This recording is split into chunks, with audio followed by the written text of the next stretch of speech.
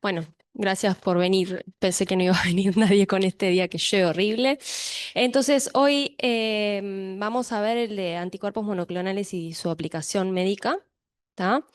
Eh, en teóricos pasados ya algunos anticuerpos monoclonales ya lo fuimos viendo, ¿tá? Pero es como tratar de poner un poco todo en contexto.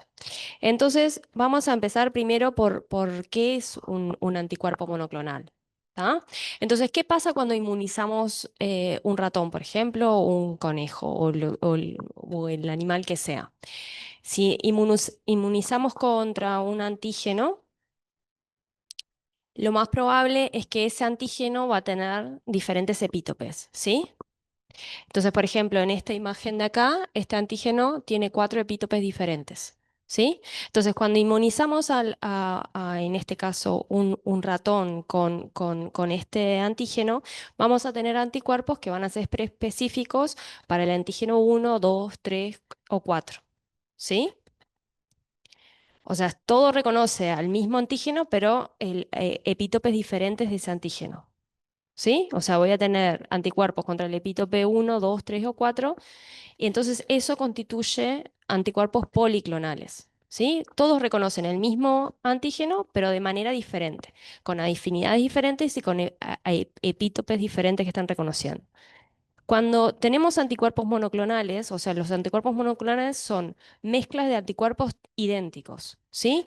Todas las moléculas tienen la misma región variable y se unen al mismo epítope.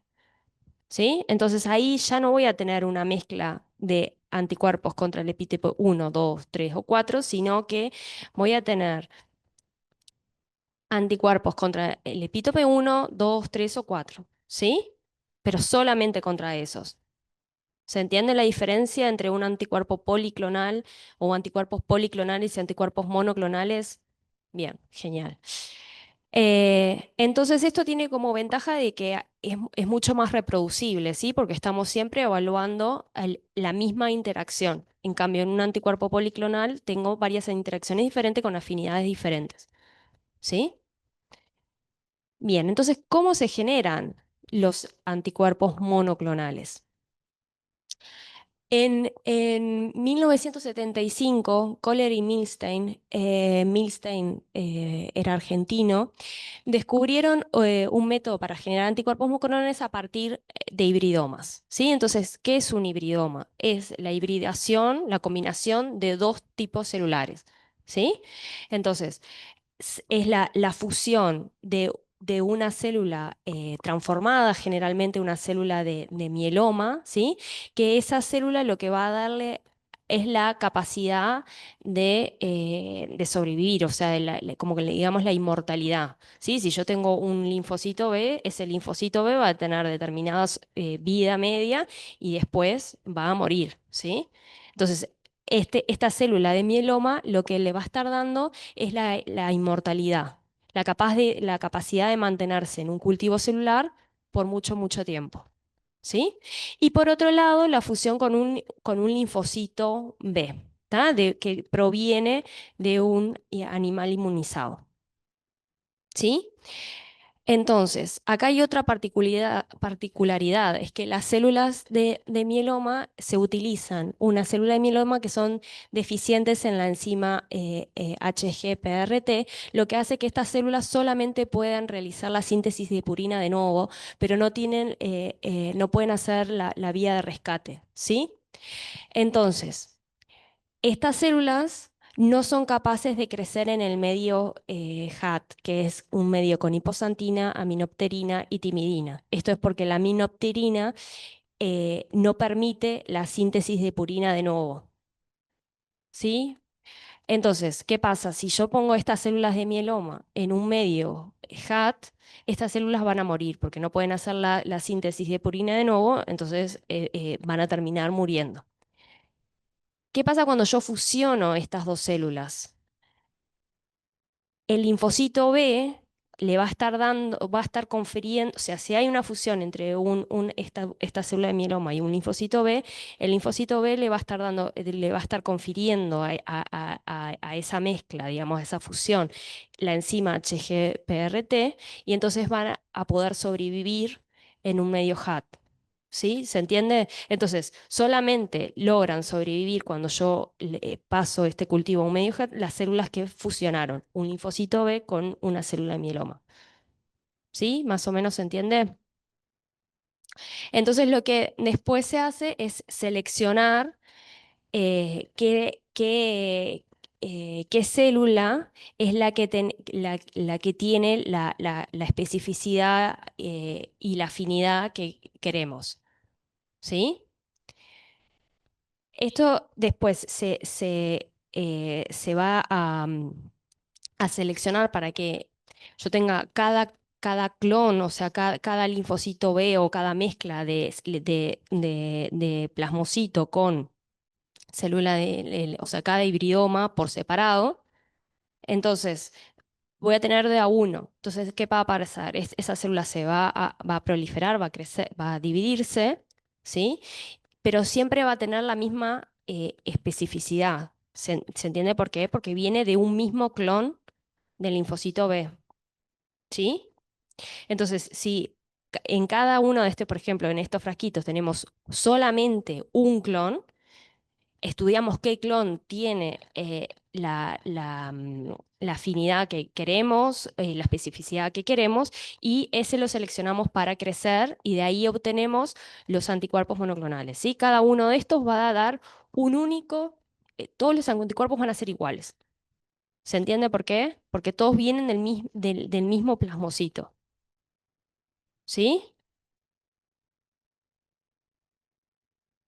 Bueno, y esto en 1984 Kohler y Milstein ganaron el Premio Nobel de Medicina justamente por el desarrollo de la técnica del hibridoma que dio lugar a la posibilidad de generar anticuerpos monoclonales. ¿Sí? ¿Se entendió más o menos cómo es que es la técnica del hibridoma? Bien. Entonces, la mayor parte de los anticuerpos utilizados en la clínica son generados por esta técnica del hibridoma. Actualmente lo que se utiliza, vieron que acá nosotros necesitamos, el primer paso es inmunizar un ratón, por ejemplo. ¿Sí? O sea, partimos de la respuesta generada en un ratón, de los plasmocitos generados por la inmunización de ese ratón. Entonces, ¿qué va a pasar? Esos anticuerpos van a ser murinos. ¿Se entiende por qué? Porque vienen, o sea, son de un ratón. Entonces, lo que se estaba haciendo recientemente es utilizar ratones que se llaman xenomouse, que esos ratones, ay, perdón, me fui 500 diapositivas adelante. Esos ratones generan anticuerpos humanos, ¿sí? O sea, son ratones transgénicos que lo que sus anticuerpos son humanos, no son de ratón. ¿Sí? Entonces, de esa forma estamos generando hibridomas con anticuerpos humanos. ¿Ah? Después vamos a ver qué implicancias tiene eso. Entonces, con el desarrollo de la ingeniería genética, aparecieron otras formas de generar anticuerpos monoclonales y una de ellas es la expresión en fagos, ¿sí? Entonces, esto implica el aislamiento la expresión de anticuerpos en la superficie de bacteriófagos, ¿sí? Entonces, nosotros lo que se hace es, se va a clonar diferentes anticuerpos en el en un vector para fagos, para bacteriófagos. Entonces, podemos obtener diferentes anticuerpos, o sea, la secuencia de diferentes maneras. Podemos obtener la secuencia natural, esto quiere decir a partir de la secuenciación de anticuerpos en una población, por ejemplo, o en una población infectada o no infectada, una población con determinada enfermedad, a partir de animales, o podemos obtener estas secuencias de manera sintética. eh, bueno, eso, de manera sintética por... ay, no me sale la palabra. Bueno, no importa. Por predicción, ahí va, por predicción de parátopes de anticuerpos, ¿sí? O sea, qué CDRs necesito para generar o para determinadas, para la afinidad con determinado epítope.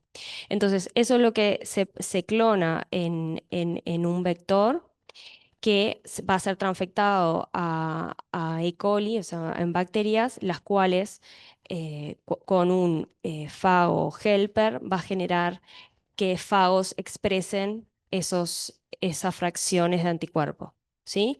Entonces acá cada uno de estos fagos va a expresar una fracción o sea, el parátope de diferentes anticuerpos, ¿sí? Con diferentes afinidades.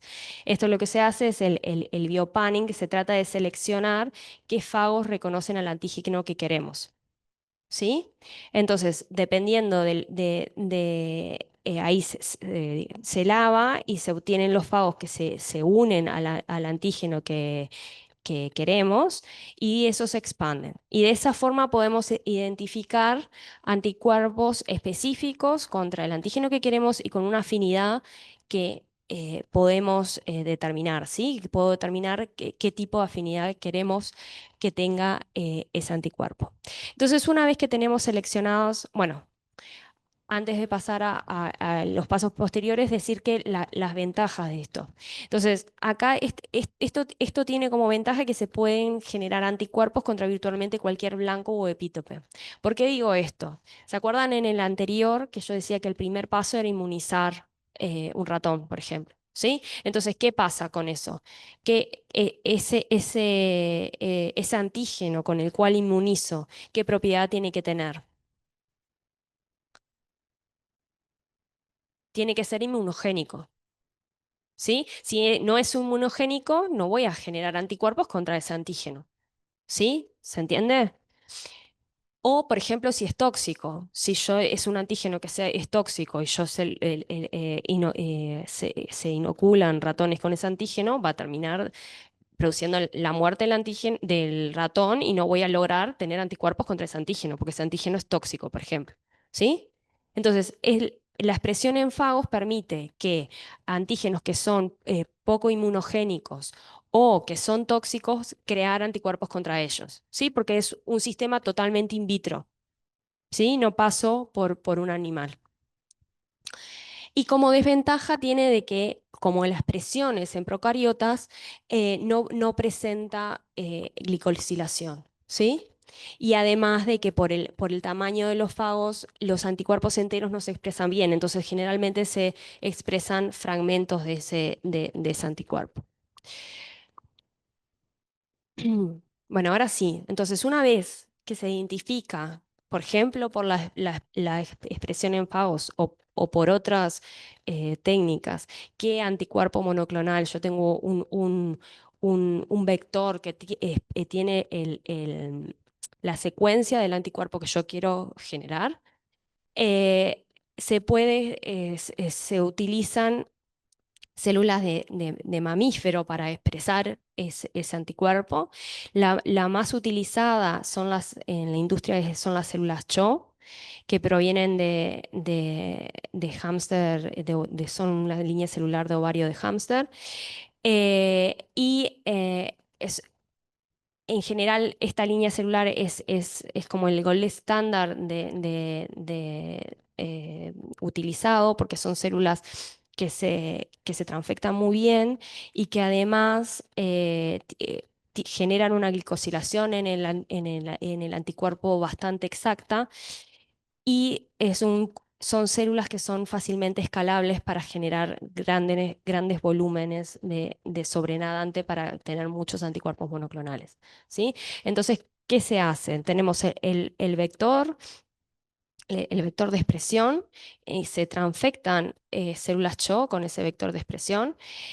Después se seleccionan las células que fueron transfectadas y que hay una transfección estable. ¿sí? Para poder que eso se mantenga en el tiempo, ¿sí? Si la transfección la expresión no es estable, no es una transfección estable, cuando esa célula se va dividiendo, va a perder el plásmido y de esa manera va a dejar de producir ese anticuerpo.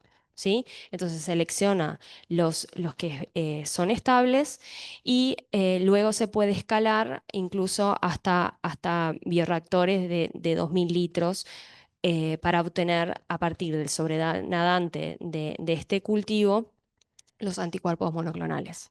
¿Sí?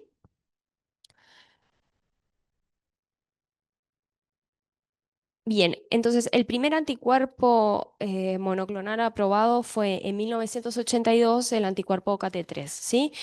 Era un anticuerpo IgG2 completamente de ratón anti-CD3, ¿sí? Y se había probado para prevenir el rechazo de trasplante de hígado, pero también de riñón y corazón. Eh, este anticuerpo se dejó de utilizar, o sea, su uso fue limitado debido a que tenía efectos secundarios bastante importantes. ¿Y por qué les parece que puede tener efectos secundarios importantes? Porque era de ratón, ¿sí? Entonces era reconocido como extraño y se generaban anticuerpos humanos antimurinos. Esto es lo que se le llama la respuesta JAMA, por Human Anti-Mouse Antibodies. Entonces, ¿qué pasa con la generación de anticuerpos contra este anticuerpo? Es que por un lado, esos anticuerpos van a hacer de que la vida media del OKT3 en este caso sea menor, porque va a hacer que se elimine más rápidamente, pero además puede generar la enfermedad del suero. ¿Alguna vez escucharon la enfermedad del suero? Se generan inmunocomplejos, ¿sí? Entre en este caso, este anticuerpo y los anticuerpos contra este anticuerpo, los cuales se pueden depositar en las paredes de los vasos sanguíneos. Eso va a generar una inflamación a nivel de los vasos sanguíneos, lo que favorece la trombosis y puede generar isquemia, necrosis, etcétera, ¿sí? Entonces, ¿cómo hacer para que esto no suceda? ¿Cómo hacer para que estas reacciones contra los anticuerpos sean menores? ¿Qué les parece? Ahí va, no sé quién habló. Bien, ahí va, utilizar anticuerpos lo más parecido a los humanos posible, ¿sí? Entonces, o de dicho de otra forma, disminuir la inmunogenicidad de ese anticuerpo, ¿sí? Entonces, este sería el caso del anticuerpo que les nombré recién, o sea, o el OCT3 o cualquier anticuerpo que sea completamente murino, ¿sí? Que va a ser altamente inmunogénico, porque es totalmente diferente o es bastante diferente a los anticuerpos humanos, ¿sí? Para disminuir esta inmunogenicidad, lo primero que se hizo fue crear anticuerpos quiméricos. ¿Qué quiere decir esto? Que estas regiones en naranja, o sea, la región constante, eran humanas, pero las regiones variables eran de ratón. Entonces, hay menos fracciones que son diferentes a las humanas, ¿sí? Solamente es diferente a los humanos lo celeste, ¿sí? Esto, si bien claramente es mejor que un anticuerpo completamente murino, todavía sigue siendo bastante inmunogénico, ¿sí? Entonces, para disminuir aún más la inmunogenicidad, se generó la humanización de los anticuerpos. Esto quiere decir que únicamente se mantiene la secuencia murina en los CDRs, ¿sí? O sea, solamente en el sitio de unión al antígeno, ¿sí? Pero el resto es completamente humano. Y aún más podemos ir hacia una inmunogenicidad aún menor en anticuerpos que sean completamente humanos, ¿sí? Incluso igual con anticuerpos completamente humanos, igual puede darse la generación de anticuerpos contra anticuerpos, ¿sí? Y lo que disminuye la eficacia de ese monoclonal. Entonces, a veces lo que se hace es cambiar de anticuerpo, digamos. O sea, por ejemplo, no sé si es un anti-TNF alfa, cambiar de anticuerpo monoclonal. O sea, si hay más de uno aprobado contra el mismo blanco, cambiar hacia otro tipo, ¿sí? Entonces ahí no va a tener una respuesta contra esos anticuerpos, porque la respuesta es contra el primer anticuerpo que se administró. ¿Se entiende? Bien, y entonces acá además pueden ver que hay una cuestión de nomenclatura que lo van a ver después, es que los anticuerpos que son completamente de ratón terminan en OMAV, los anticuerpos que son quiméricos terminan en CIMAV, los humanizados en SUMAV y los humanos UMAV, ¿sí? Eso después, no, cuando veamos ejemplos, eh, van a ver estas terminaciones que nos están diciendo si es quimérico, humanizado o completamente humano. Bueno, entonces, además de estas opciones, ¿no? De tener anticuerpos completamente murinos, quiméricos, inmunizados o completamente humanos, se le agregan una gran variedad de posibles combinaciones, ¿sí? ¿A qué me refiero? O sea, acá, por ejemplo, tenemos un anticuerpo completo, ¿no? Una IgG. Si solamente producimos la región esta FB, ¿sí?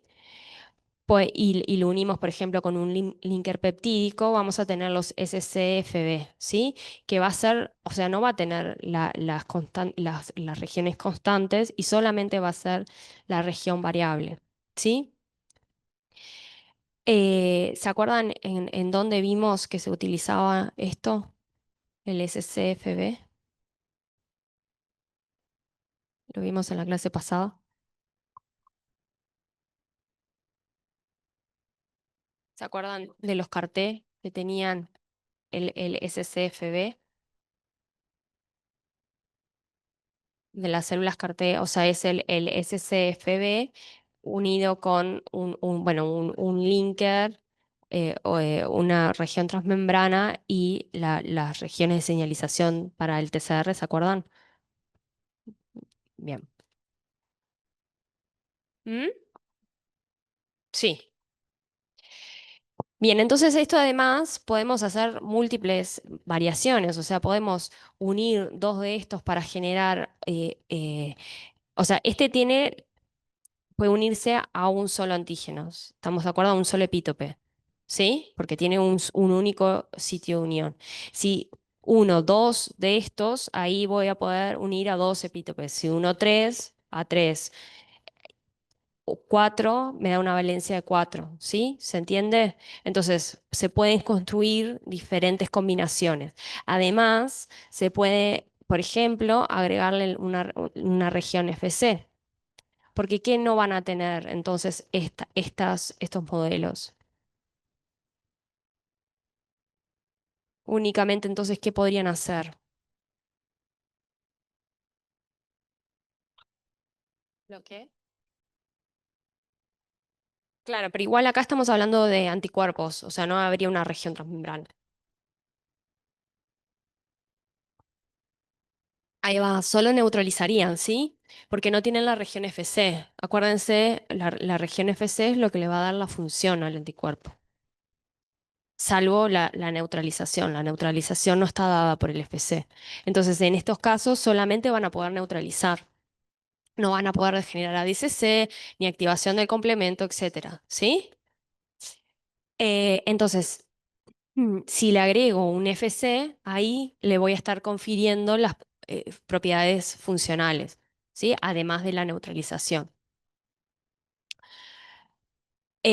Otra. Otro que vemos acá, que ahora lo vamos a ver eh, más detenidamente, son los nanobodies, ¿sí? Que ahora vamos a ver de qué son entonces estos nanobodies. Nanobodies son la fracción más chiquita que puede unirse a un antígeno, ¿sí?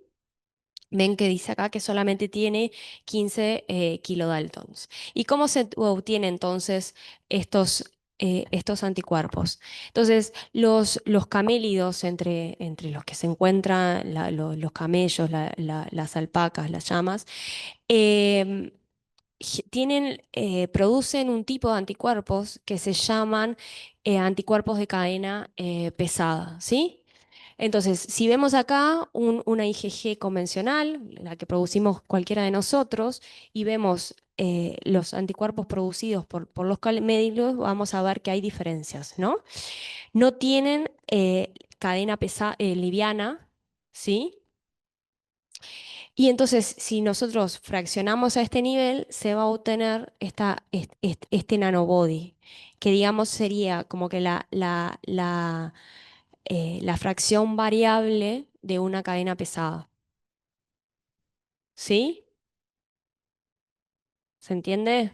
Entonces, por acá se va a unir el antígeno y solamente tengo esta fracción, digamos. Entonces, de nuevo, estos nanobodies, ¿qué función van a tener? Neutralizar, ¿sí? O sea, no van a poder hacer otra cosa que no sea la neutralización.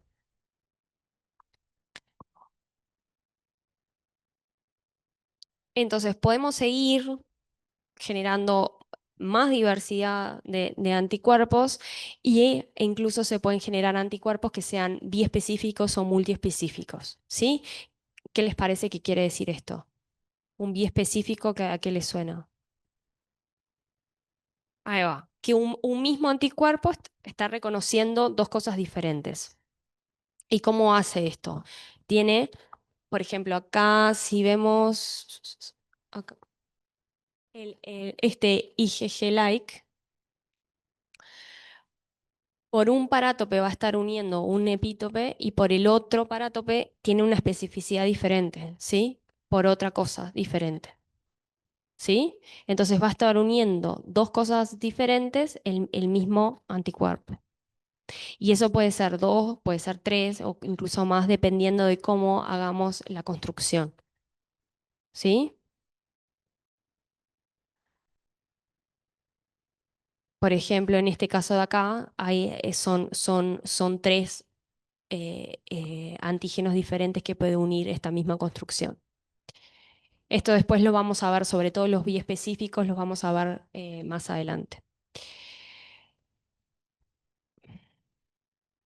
Entonces, ¿se acuerdan que yo les dije de que acá en esta, cuando les nombré, voy para atrás un segundo, cuando les nombré acá de que la terminación me daba idea de lo que era murino, quimérico, humanizado o humano?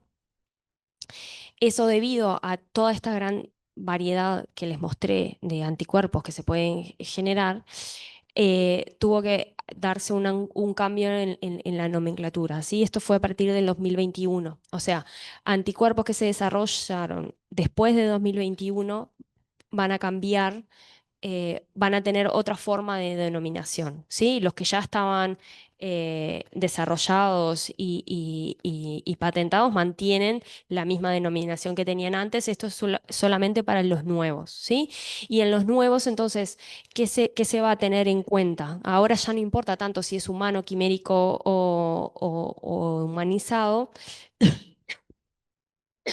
sino que anticuerpos que sean, que estén enteros, ¿sí? Y que no tengan modificaciones en lo que es la región FC, van a terminar en TU. Todos los que tienen modificaciones en el FC van a terminar en BART. Todos estos siempre, bueno, específicos, ¿sí? Todos los que sean fragmentos van a terminar en MENT y todos los que sean biespecíficos o multiespecíficos van a terminar en MIG.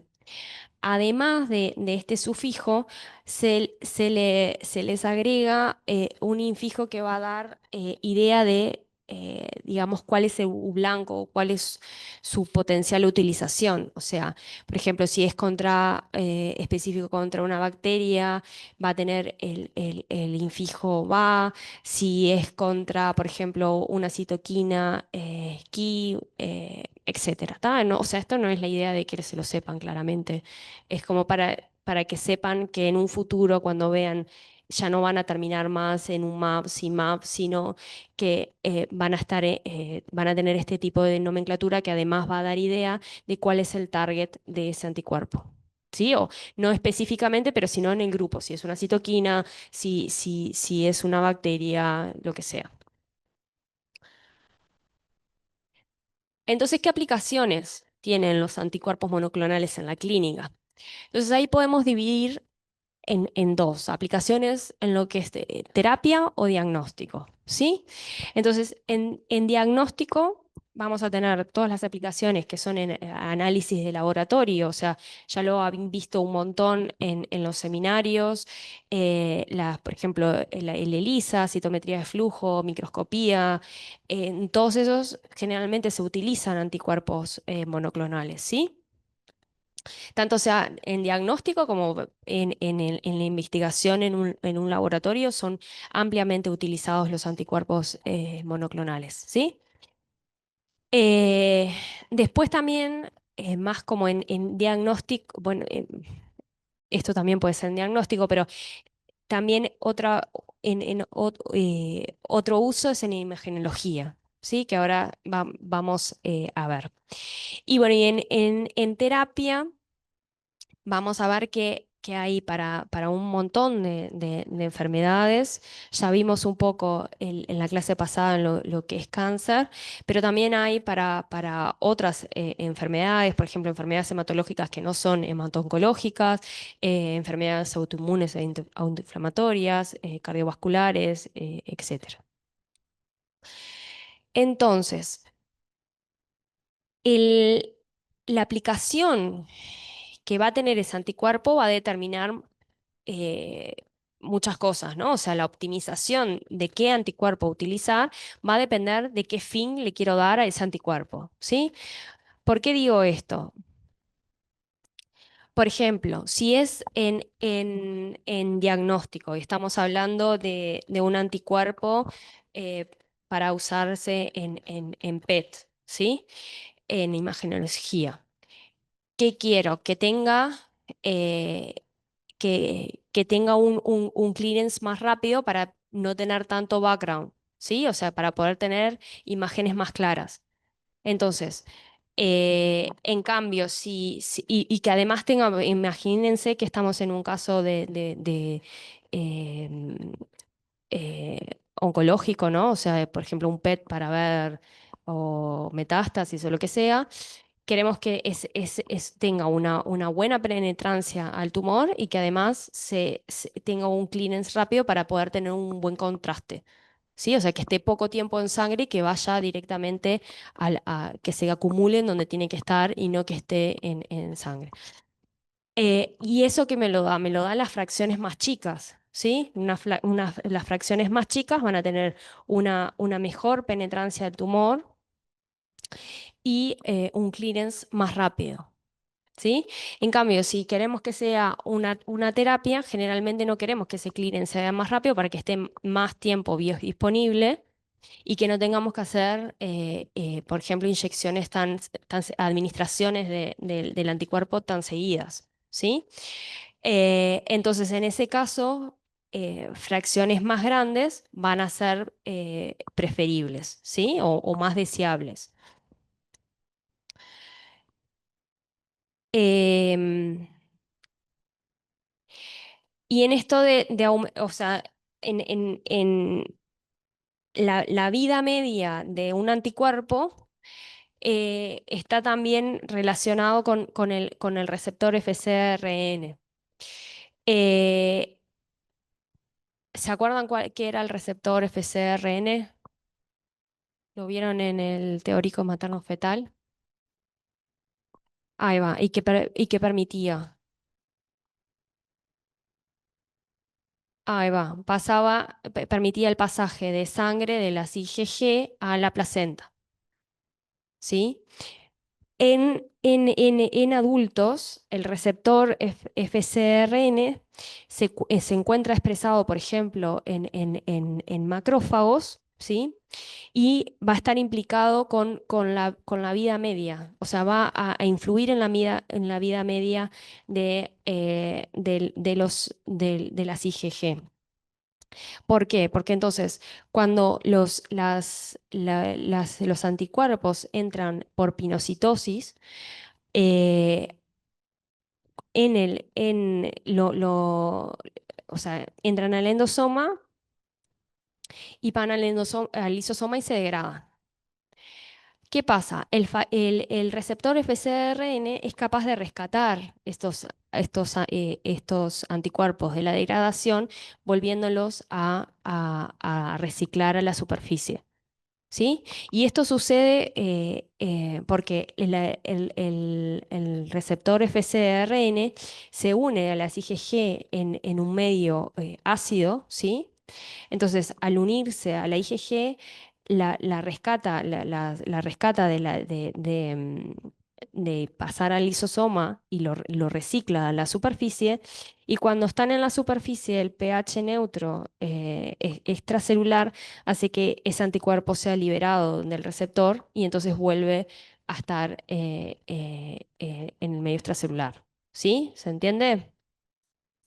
Entonces, este receptor no es capaz de unir a todos los isotipos de anticuerpos, sino que une a las IgG1, 2 y 4, ¿sí?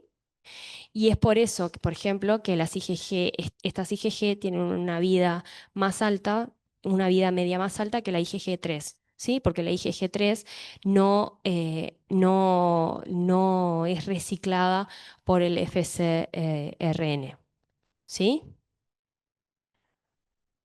Entonces, cuando nosotros queremos que un receptor o un anticuerpo tenga una vida media más larga, lo que buscamos es que este reciclaje ocurra, ¿sí? Entonces vamos a empezar con el diagnóstico, el uso en diagnóstico y particularmente el uso en imagenología en vivo, ¿sí? Entonces, los anticuerpos monoclonales específicos, por ejemplo, contra antígenos tumorales, son utilizados en la microscopía, microscopía no, perdón, en los PET, en la tomografía de emisión de positrones, ¿sí? Se combina, se administra a estos pacientes con el anticuerpo monoclonal conjugado a un radionucleido, ¿sí? Y después se toman las imágenes de PET. Entonces, acá pueden ver en dónde se concentra el anticuerpo, vemos regiones más oscuras, ¿sí? Entonces, de esa forma se pueden visualizar, por ejemplo, metástasis que si solamente fuera un PET, probablemente no se llegaban a ver. ¿Sí? O sea, estamos utilizando la especificidad de anticuerpos para poder evaluar la presencia de células tumorales. Además del uso en PET, los anticuerpos monoclonales también pueden utilizarse en cirugías guiadas por fluorescencia. Bueno, destacar que en este caso hay varios anticuerpos aprobados para el uso clínico, ¿sí? A diferencia de lo que son las cirugías guiadas por fluorescencia, que hasta donde sé no hay ninguno aprobado, están en fase 3. Pero ¿cuál es la lógica acá? Entonces, acá en vez de conjugar el anticuerpo con un radionucleótido, se conjuga un fluoróforo. Entonces, al paciente se le da ese anticuerpo y la fluorescencia puede guiar al cirujano que está haciendo la resección del tumor hasta saber hasta dónde está el tumor, ¿sí? Por la emisión de la fluorescencia. O sea, se ilumina con una luz que excita a ese fluoróforo y entonces se puede ver dónde está el tumor, e incluso si hay metástasis, lograr identificarla y resecarla durante la cirugía. ¿Sí? Por ejemplo, estas son imágenes, ven acá donde se prende en verde, es donde se está dando la unión del anticuerpo y entonces el cirujano puede resecar esas partes. Acá es un ejemplo, a ver si puedo poner video.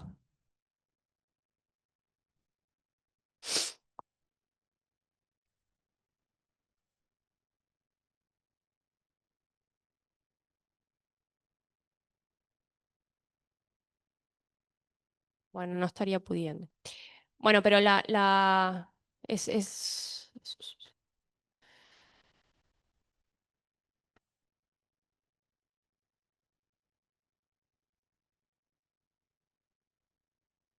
bueno, no importa. Después igual lo puedo poner en el EVA. O sea, es la imagen durante una cirugía, cuando se prende la luz que excita ese fluoróforo, se marca y entonces se ve bien las zonas para resecar.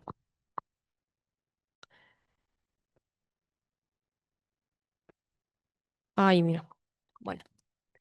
Ahí ven que, bueno, no se ve muy bien acá por la luz, pero ven que hay zonas, acá ves que ahí se prende bien claro esto acá y esto acá, ¿sí?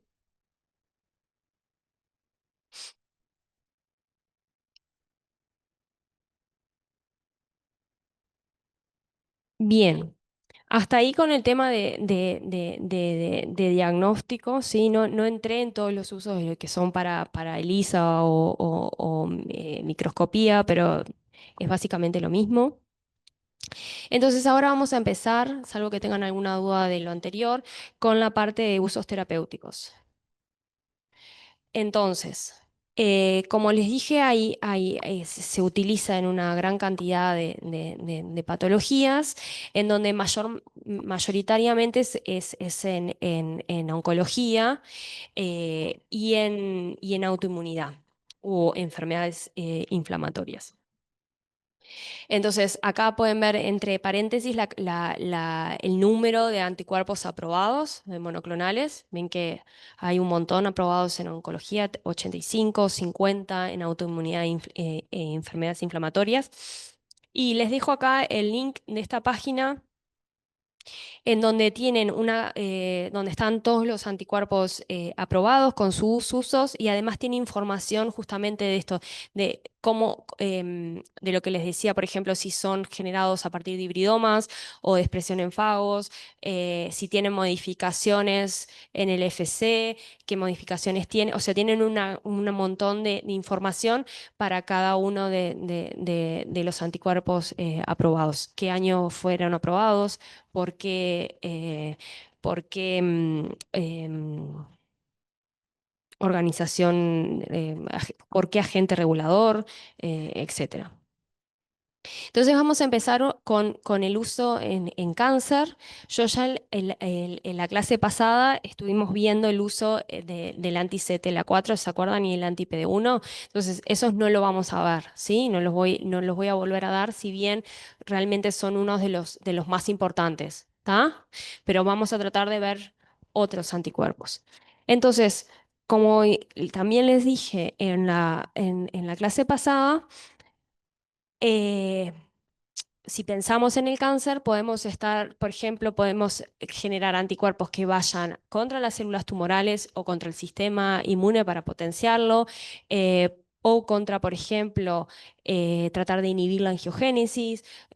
Como que podemos ir hacia diversas partes, o sea, de dentro de las propiedades características del cáncer, podemos tratar de abordarlo, anticuerpos contra diferentes bueno, eso, características. Entonces vamos a empezar con uno que me parece que es un buen ejemplo para ver los diferentes mecanismos que puede tener un anticuerpo, que es el caso del rituximab, ¿sí? Que fue aprobado en 1997 para el tratamiento del linfoma de No-Hodgkin, leucemia linfoide crónica, artritis reumatoidea y, bueno, otras enfermedades. Y este anticuerpo es un anti-CD20, ¿sí? Quimérico, es IgG1. ¿Se acuerdan qué células expresaban CD20?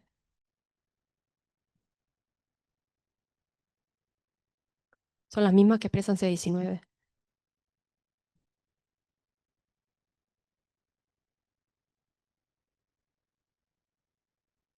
Los linfocitos B, ¿sí? Entonces, em, el rituximab es capaz de generar la muerte de los linfocitos B por cuatro mecanismos diferentes, ¿sí? Entonces, por un lado, el rituximab se puede unir al CD20 y generar la señalización a través del CD20 que lleva a la apoptosis, ¿sí? Si bien este mecanismo es posible, se cree que los mecanismos que más contribuyen al efecto en la clínica son los otros que voy a hablar, ¿sí? Pero esto está bueno tenerlo presente del que rituximab es un agonista del CD20. ¿Sí? O sea, es capaz de activar a CD20, generar una señalización a través de CD20 que podría resultar en la apoptosis de la célula. Si bien este mecanismo no es el principal por el cual el rituximab es capaz de inducir la muerte de los linfocitos B, es un mecanismo que existe. Otro mecanismo es que, como es una IgG1, ¿qué puede ocurrir? Lo tienen acá en la imagen. ¿La activación de qué? ¿Qué es C1Q? Del complemento, ¿sí? Se puede generar la activación de la vía clásica del complemento, ¿sí? Y entonces inducir la lisis del linfocito. También puede generar ADCC, ¿sí? O sea, puede ser reconocido. O sea, la región FC del rituximab se puede unir al receptor para el IgG en las NK y entonces activarlo y inducir la muerte del linfocito B. Y además también puede actuar como una opsonina, induciendo la fagocitosis del linfocito B por macrófagos. ¿Sí? Entonces, un mismo anticuerpo puede generar estas funciones, ¿sí? Puede tener todos estos mecanismos. Este es un caso en donde tiene varios mecanismos. Después vamos a ver otros en donde los mecanismos no es que estén todos, ¿sí? Y eso va a depender mucho de qué determina las funciones de un anticuerpo. La región FC, ¿sí? O sea, el isotipo del anticuerpo. No todos los isotipos, acuérdense, van a poder realizar todas las funciones. O sea, básicamente los anticuerpos monoclonales tienen salvo que estén conjugados, por ejemplo, a una toxina o a un radiofármaco, que estén conjugadas a algo particular, los anticuerpos van a tener las mismas funciones que tienen los anticuerpos naturalmente, ¿sí?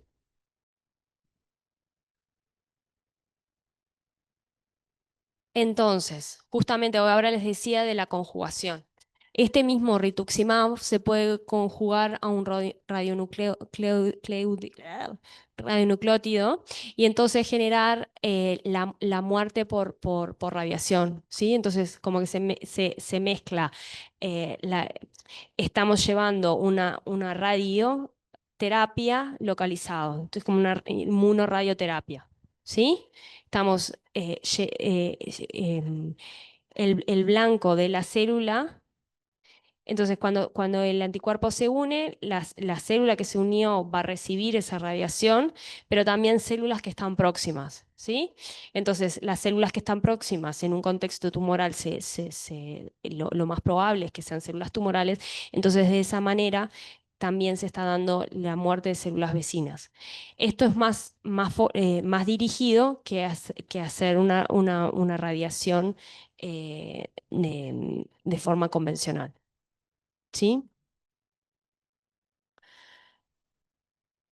Otro ejemplo que está bueno y también por su importancia es el ejemplo del trastuzumab, ¿sí? Que fue aprobado en 1998 para el cáncer de mama que exprese ER2. ¿Sí? Entonces, qué es ER2? ¿Saben qué es ER2? Es un receptor para un factor de crecimiento humano. Entonces, lo que ocurre es que células que expresan mucho ER2 tienen señales de proliferación y supervivencia y también de invasividad. Entonces, hay un tipo de cáncer de mama que expresa fuertemente ER2. Las pacientes que tenían que tenían este tipo de cáncer, ¿sí? Con ER2 altamente expresado, tenían un muy mal pronóstico. Sí, era un cáncer muy agresivo, justamente por estas propiedades que le da el ER2 de mayor proliferación y supervivencia, ¿sí? Y de invasividad también. ¿Qué pasa? Que con el descubrimiento de este anticuerpo, el pronóstico de esas pacientes, que era muy malo, cambió radicalmente, ¿sí? Porque este anticuerpo se puede unir al ER2 e inhibir su señalización. Entonces responden muy bien al tratamiento con este anticuerpo anti-ER2, ¿sí? Entonces, ¿cuál es el mecanismo de acción de este anticuerpo? Entonces, primero tenemos que pensar cómo es el mecanismo por el cual se activa ER2, ¿sí? ER2 se puede activar por dimerización, que puede ser homo o heterodimerización. Eso va a generar la señalización, pero también puede ocurrir que hay un clivaje de la reacción y liberación del dominio extracelular, y el dominio transmembrana que queda continuamente señalizando. ¿Sí? Entonces el trastuzumab, por un lado, impide esta dimerización, entonces no señaliza, pero también impide el clivaje y por lo tanto que este receptor queda continuamente señalizando. ¿Sí? Eso por un lado. Además, puede favorecer o sea, el ADCC, ¿sí? Entonces hay muerte de células tumorales. Y también favorece a que este ER2 sea internalizado y degradado, entonces disminuyendo la expresión de ER2 en la superficie y de nuevo bajándole las señales de supervivencia y proliferación a las células tumorales.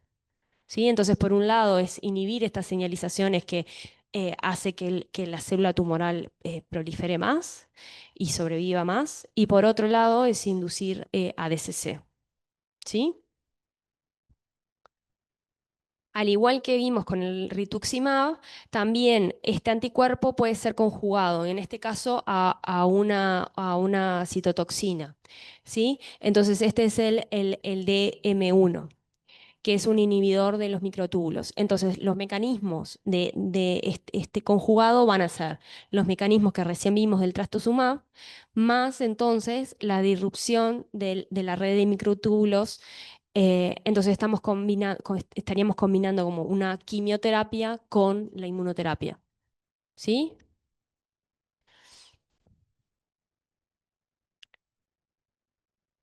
Y entonces para terminar con la parte de cáncer y no ser tan extenso esto y ver la importancia que tienen en otras enfermedades, nombrar entonces los anticuerpos biespecíficos que en hemato-oncología tienen una importancia muy importante. Entonces acá en este caso estamos viendo los BiTE, ¿sí? Que son biespecíficos que T-cell engagers. Entonces, ¿qué quiere decir esto? Que por un lado van a reconocer a la célula tumoral, ¿sí? En este caso, les dije que se usaba en hemato-oncología, o sea, van a ser linfocitos B, ¿sí? en caso de linfomas, por ejemplo, leucemias. Entonces, por un lado, este anticuerpo va a reconocer al linfocito B. Imagínense como si fuera el rituximab, que era anti-CD20, ¿se acuerdan?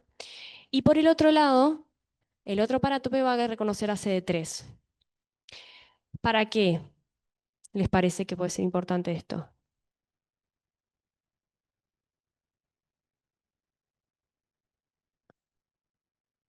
Exacto, exacto, para acercar a células efectoras para que eliminen a estas células tumorales, ¿sí? Por eso es T-cell engager, o sea, está acercando al linfocito T para que se libere granzimas y perforinas y elimine a la célula B, ¿sí? La célula B en este caso, en este contexto que estamos hablando de enfermedades hematológicas, ¿sí? Creo que no hay ninguno aprobado, pero hay algunos, por ejemplo, contra lo mismo podemos hacer contra ER2. Por un lado que reconozca ER2 y por el otro lado CD3. Entonces está acercando a las T a las células tumorales, ¿sí? Bueno, y acá están los diferentes tipos de byte que están aprobados. eh, Todos por un lado, CD20 y CD3 por el otro, y en algún caso tienen dos, el CD20 una valencia de dos, o sea, por dos lados se puede unir al CD20.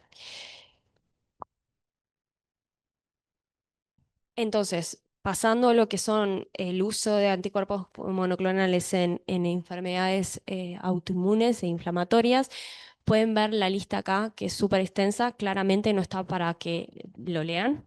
O sea, ven que la letra está muy chiquitita, pero es para que tengan una idea de que son un montón y que incluso acá en esta tabla puse únicamente lo que están aprobados por la FDA o por la EMA. Hay anticuerpos aprobados por otras agencias reguladoras que no los puse. Entonces, para empezar, ¿se acuerdan de que este ya lo vimos cuando vimos a la psoriasis? Que es el anti-TNF alfa. Entonces, hay varios anti-TNF alfas que están aprobados para el tratamiento de la psoriasis, como vimos, pero también para la artritis reumatoidea, enfermedad de Crohn, colitis ulcerosa y espondilitis anquilosante. Y bueno, y estos son los diferentes que hay, ¿no? El infliximab, el adalimumab y el golimumab. Bueno, y el Eternacept, sé que se acuerdan que lo vimos cuando vimos lo de la psoriasis, que en realidad no es un anticuerpo monoclonal, ¿no? ¿Por qué no es? ¿De qué forma, qué está utilizando para la unión? ¿Está utilizando un Fab o o un una fragmento de anticuerpo? Lo tienen ahí en la imagen.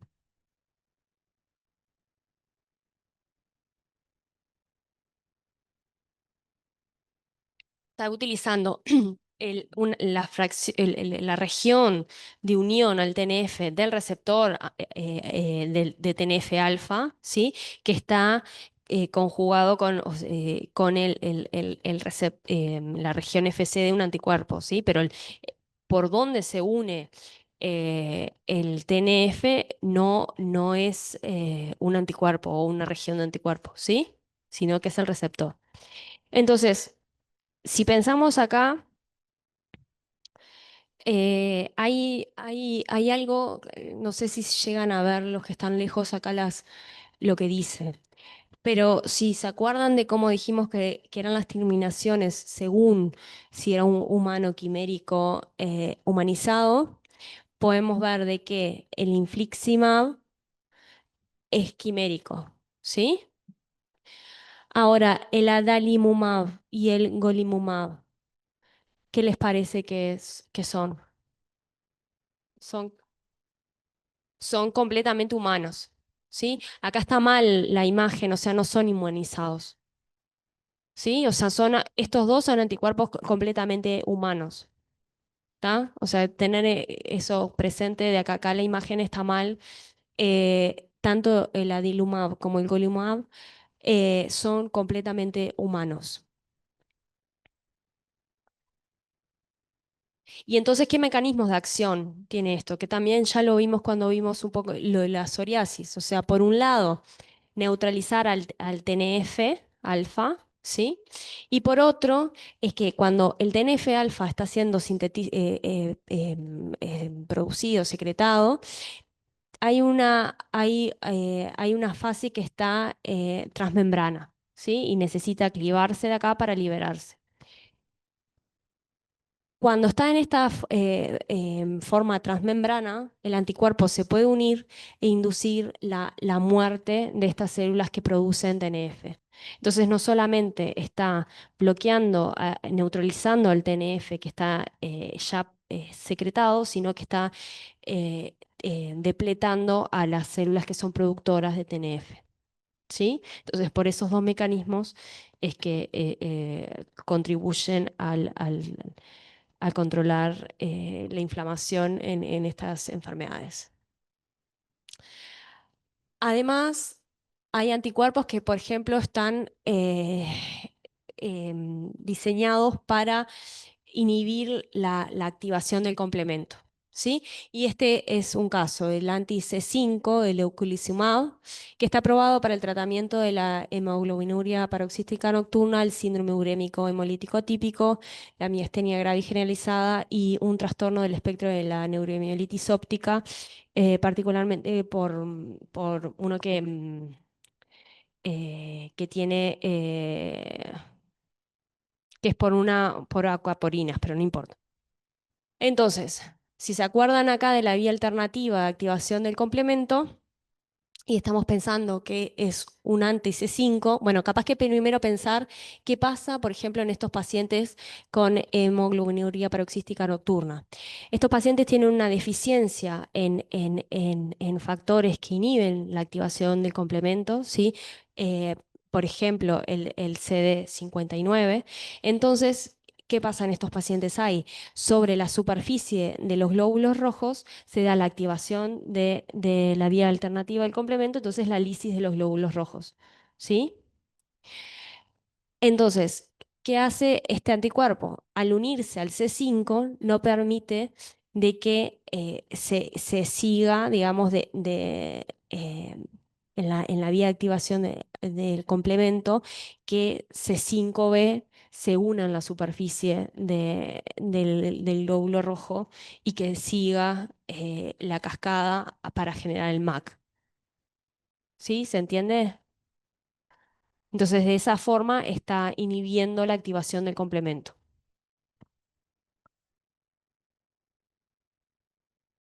También hay anticuerpos monoclonales contra enfermedades metabólicas. Por ejemplo, estos dos anticuerpos que están acá, que son anti-PCSK9. ¿Qué es el PCSK9? El PCSK9 es una proteína que se une al receptor de LDL y que induce que este receptor se internalice y se degrade. ¿Qué sucede en estos casos? Hay un incremento en lo que es el LDL colesterol en plasma. ¿Sí? Entonces, estos anticuerpos se unen a PCSK9 y entonces permiten de que el LDL colesterol, el receptor de LDL se una de LDL y de esa forma disminuir los niveles de LDL colesterol en plasma. ¿Ah? Entonces, estos anticuerpos están aprobados para el tratamiento de pacientes con hipercolesterolemia y dislipemia mixta. Y siguiendo un poco a otro tipo de enfermedades, por ejemplo, en enfermedades neurológicas, está probado estos dos anticuerpos, el eptinizumab y el erenumab, para el tratamiento para la prevención de la migraña, ¿sí? Se cree que el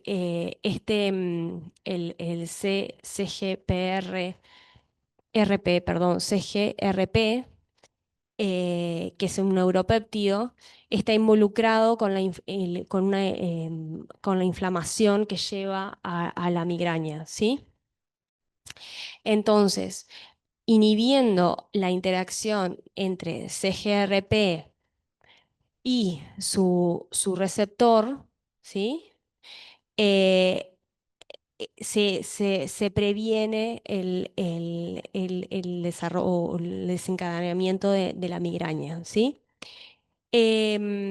Acá tener en cuenta, por ejemplo, que el IgG, en el eptinezumab, que lo van a ver en la DG, tiene modificaciones a niveles del FC, o sea, es un FC aglicosilado. Eso hace de que no va a tener funciones efectoras, ¿sí?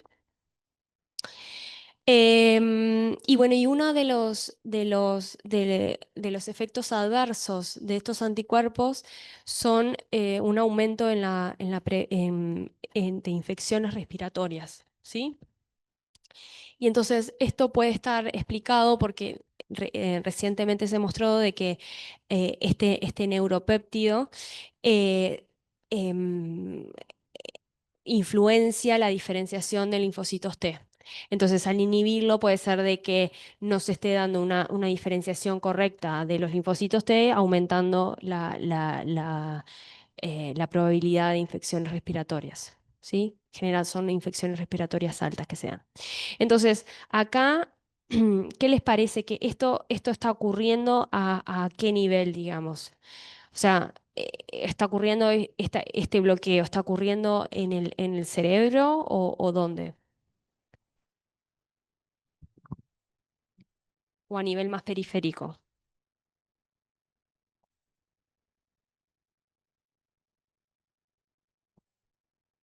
¿Qué pasa con la barrera hematoencefálica? ¿Los anticuerpos pasan la barrera hematoencefálica? No. O por lo menos no pasan de manera muy eficiente, ¿sí?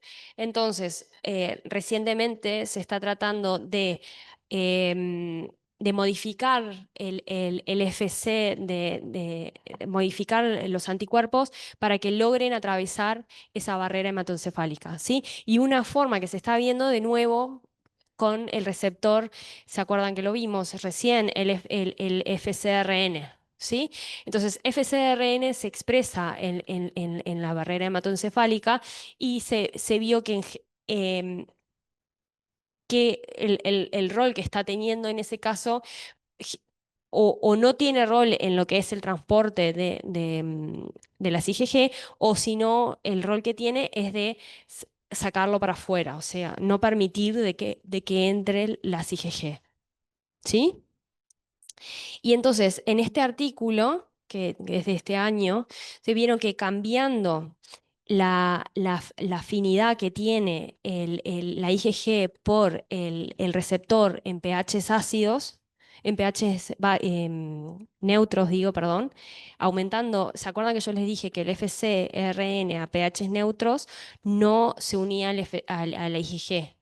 Sí, que esa era una forma por la cual eh, em, recuperaba, digamos, a las IgG. O sea, se unían pH ácido y las reciclaba a la superficie liberándose cuando estaba en la membrana, porque el pH extracelular, al ser neutro, permitía de que se separaran. Entonces, estos autores lo que ellos intentan mostrar es que en el caso de sus anticuerpos modificados con una alta afinidad por el FcRn en pHs neutros, hace que haya esta transitosis, ¿sí? Y que los anticuerpos logren pasar la barrera hematoencefálica, ¿sí? Entonces, lo que quería mostrarles es que están habiendo, se está investigando cómo lograr que los anticuerpos pasen la barrera hematoencefálica y entonces lograr que anticuerpos monoclonales terapéuticos logren alcanzar, por ejemplo, el sistema nervioso central. Bien, entonces creo que este era el último ejemplo que tenía, que no quiero aburrirlos con tantos ejemplos, es como para darles un ejemplo de el uso de un anticuerpo monoclonal contra un agente infeccioso, ¿sí? Entonces, como que vemos un poquito en cada uno de los usos. Y este es el palivizumab, que es un anti-BRS, ¿sí? O sea, saben lo que es el BRS del virus respiratorio sincicial. Entonces, lo que hace este anticuerpo es justamente neutralizar el virus y entonces que no se da la infección. ¿Sí? Y está aprobado para la prevención de la infección por BRS en niños con alto riesgo. O sea, el Fondo Nacional de Recursos lo cubre para menores de 1 año con cardiopatías congénitas o con edad gestacional menor a 28 semanas y menores de 2 años de edad con enfermedad pulmonar crónica. Son, o sea, la población de mayor riesgo en caso de contraer BRS, ¿sí? Entonces vamos a repasar lo que son los mecanismos que vimos. Los anticuerpos, entonces, monoclonales, o sea, tienen, digamos, pueden tener las mismas funciones de los que ya vieron, ¿no? O sea, por un lado, puede ser antagonista. ¿Qué quiere decir esto? Que si yo, por ejemplo, tengo un anticuerpo contra un receptor, estoy bloqueando ese receptor, entonces no estoy permitiendo que ese receptor señalice, por ejemplo. O puedo estar uniéndome al ligando y no permitir de que se dé la interacción entre el ligando y el receptor. Por otro lado, también pueden inducir la señalización, ¿sí? Como vimos en el caso del rituximab, que se unía al CD20 y era capaz de inducir la señalización por el CD20. También pueden generar la activación del complemento y la lisis del blanco por la vía clásica del complemento. Pueden generar ADCC. Y también que falta acá la fagocitosis inducida por anticuerpos, o sea, la opsonización. Y entonces, ¿qué efectos adversos tienen los anticuerpos monoclonales? O sea, obviamente esto va a depender de qué anticuerpo estemos hablando, ¿no? Pero hablando como en una generalidad, comparado con fármacos convencionales, tienen menos efectos adversos y menos toxicidad, porque estamos yendo a un blanco más específico, ¿sí? Y generalmente están asociados por su mecanismo de acción y función. O sea, por ejemplo, hay un aumento de infecciones, por ejemplo, en el anti-TNF, el anti-C5, pero es por el rol que tiene el TNF y el rol que tiene C5. ¿Se entiende? ¿A qué es lo que me refiero con asociados al mecanismo de acción? O sea, es como asociados también al blanco. O sea, dependiendo de cuál sea el blanco, eh, em, los efectos adversos. Por ejemplo, autoinmunidad que vimos con el anti-CTLA-4 y el anti-PD-1. O cardiotoxicidad por el anti-ER2. O sea, ER2 está expresado en células cardíacas. Entonces eso hace de que tenga una cardiotoxicidad el anticuerpo, pero es porque las células cardíacas expresan ER2. ¿Sí? A eso es lo que me refiero con on target. Y después hay otras que son menores, o sea, que no se dan tan a menudo, que son las reacciones relacionadas a la infusión, o sea, efectos más off-target. Por ejemplo, la enfermedad del suero que se veía con los anticuerpos murinos, que no es común o no se ve con las nuevas generaciones de anticuerpos. O reacciones anafilácticas agudas contra los anticuerpos monoclonales mediadas por IgE. Pero estas son menos frecuentes. Entonces, bueno, acá no nombré lo del síndrome de liberación de citoquinas, que es algo que ocurre muy frecuentemente con el uso de los BiTE que vimos. Y se acuerdan que también yo les conté que ocurría con los CAR-T. Entonces vamos a ver un poco qué es este síndrome de liberación de citoquinas. Entonces es una respuesta inmune severa caracterizado por una liberación rápida y sistémica de citoquinas proinflamatorias y lo que yo les venía diciendo, que es muy frecuente con los BiTE y con los CAR-T, y esto es porque hay una activación de los linfocitos T. Esos linfocitos T van a secretar interferón gamma, que va a su vez a activar a macrófagos, a liberar citoquinas proinflamatorias, y entonces todo esto hace un loop inflamatorio que lleva a este síndrome de liberación de citoquinas, ¿no? Y acá la IL-6, como le dije también para los CAR-T, tiene un rol importante en este síndrome de liberación de citoquinas. Entonces, el síndrome de liberación de citoquinas se puede dividir como en 4 grados según su severidad, llegando al grado 4 con una falla multiorgánica y que puede llevar a la muerte del paciente.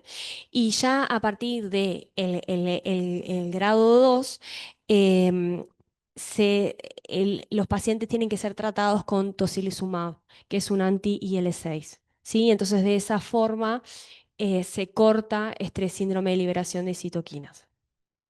¿Sí? Bien. Entonces, ¿qué características tiene todos los blancos que vimos? ¿Son proteínas que están afuera, adentro, afuera? Son todas proteínas o que se secretan o que se expresan en la membrana, ¿sí? Pero no hay ninguno que les mostré que sean de blancos intracelulares. ¿Por qué? Porque un anticuerpo, al ser una molécula, una proteína grande, no es capaz de atravesar las membranas, ¿sí? Y lo que ocurre con los anticuerpos es que cuando ingresan, o sea, se llevan o sea, ingresan por la vía endosomal y se degradan, ¿ah? Y nunca llegan al citoplasma. Pero hay un montón de proteínas intracelulares que podrían ser blancos interesantes para un montón de enfermedades, ¿no? Los cuales no lo estamos, hasta el momento no podemos abarcar esos blancos con anticuerpos monoclonales, pues justamente son blancos intracelulares. Entonces hay una gran investigación también en cómo lograr que los anticuerpos lleguen al citoplasma y entonces poder aumentar los blancos que pueden ser target de anticuerpos, ¿sí?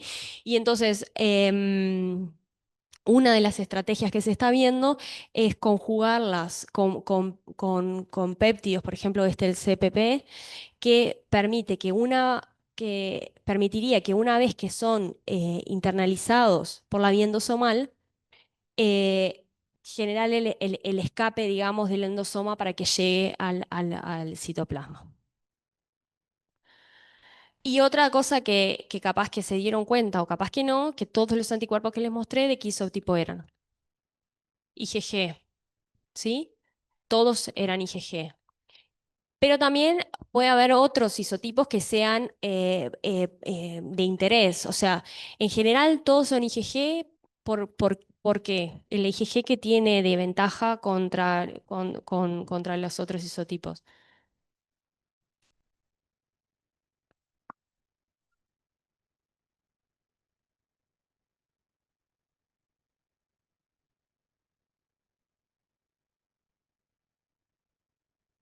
Sí, pero también, o sea, tienen una vida media más larga.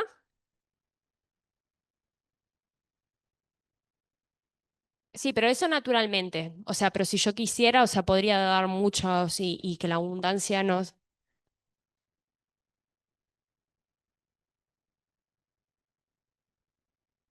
Ahí va, ahí va. O sea, por eso tienen una vida más larga y que incluso, o sea, las funciones efectoras de la IgG son diferentes a las de la IgA y las IgE, ¿sí? O sea, principalmente es por eso, por la vida media y por las funciones que tienen los anticuerpos. Pero otros, bueno, por ejemplo, ahí les pongo un ejemplo de el único antecedente que hay de otro anticuerpo monoclonal es el IgM, una IgM contra una endotoxina, que después se terminó siendo descontinuado porque no mostró eficacia, digamos, o sea, no lograba controlar bien las infecciones.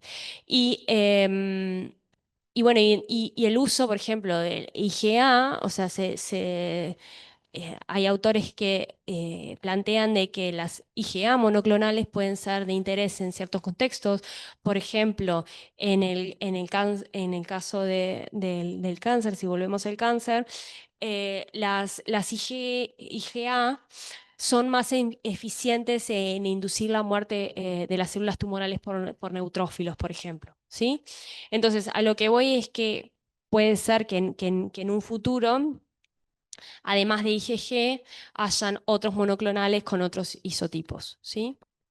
Y para terminar, quería mostrarles, como para darle la relevancia, mostrarles que realmente tienen a nivel clínico mucha relevancia los anticuerpos monoclonales.